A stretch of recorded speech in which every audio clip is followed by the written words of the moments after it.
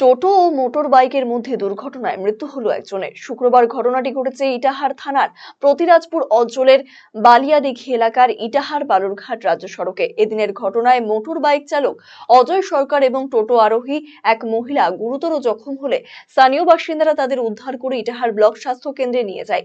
পরে তাদের রায়গঞ্জ জেলা হাসপাতালে পাঠানো হলে খানিক বাদে মৃত্যু হয় অজয় সরকারের। খবর পেয়ে ঘটনাস্থলে যায় ইটাহার থানার পুলিশ।